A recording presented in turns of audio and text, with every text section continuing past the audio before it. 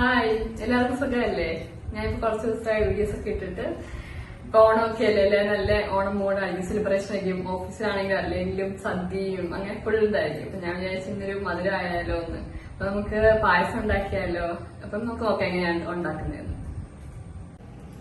ഓണമൊക്കെ ആകുമ്പോഴത്തേനും എല്ലാരും ഭയങ്കര ബിസി ആയിരിക്കും, ഭയങ്കര സദ്യക്ക് കൂട്ടാനും ഒക്കെ ആയിട്ട് കുറെ നമ്മുടെ ടൈം പോകും. അപ്പൊ നമുക്ക് പായസത്തിന് വലിയ ടൈം എടുക്കാതെ നമുക്ക് ഈ മിക്സ് കിട്ടും. അത് നമ്മൾ റെഡിയാക്കുവാണെങ്കിൽ പെട്ടെന്ന് ഒരു 20 മിനിറ്റ്സ് കൊണ്ട് നമുക്ക് കാര്യം റെഡിയായി കിട്ടും.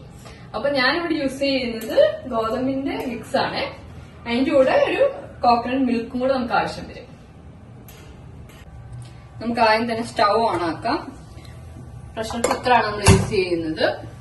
അതിലേക്ക് 500 ml വാട്ടർ നമ്മൾ ഓൾറെഡി റെഡിയാക്കി വെച്ചിട്ടുണ്ട്. ആ 500 ml നമുക്ക് ഒഴിക്കാം.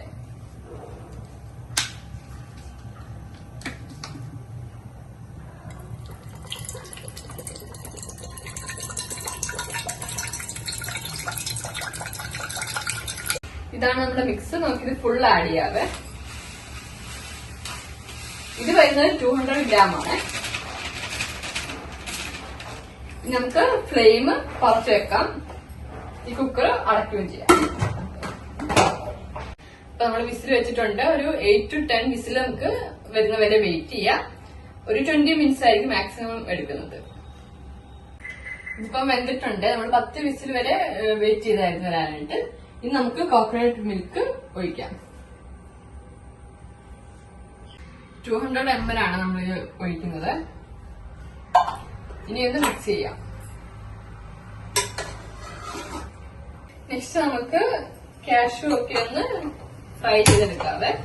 അതിനായിട്ട് നമുക്ക് ഗീ ആദ്യം വയ്ക്കാം.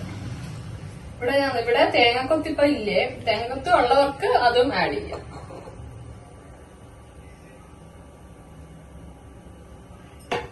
ഒന്ന് ചൂടാകട്ടെ.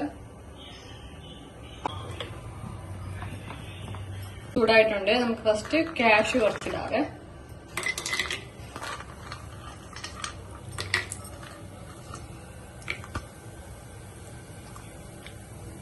മുന്തിരിങ്ങ ഇട്ട് കൊടുക്കാം.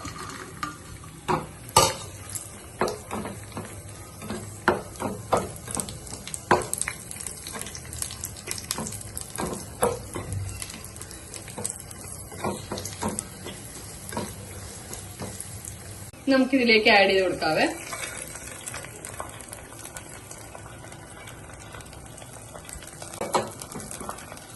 കുറച്ചു നേരം അവിടെ നിന്ന് കിടക്കട്ടെ. അത് കഴിയുമ്പോൾ നമുക്ക് മിക്സ് ചെയ്യാം. നമ്മുടെ പായസം റെഡി ആയിട്ടുണ്ട്. നല്ല ഈസി ആയിട്ട് നമുക്ക് ഉണ്ടാക്കാവുന്ന ഒരു പായസമാണ്. മിക്സും കൂടെ ആയതുകൊണ്ട്. അപ്പൊ നിങ്ങൾ എല്ലാവരും ട്രൈ ചെയ്ത് നോക്കണേ.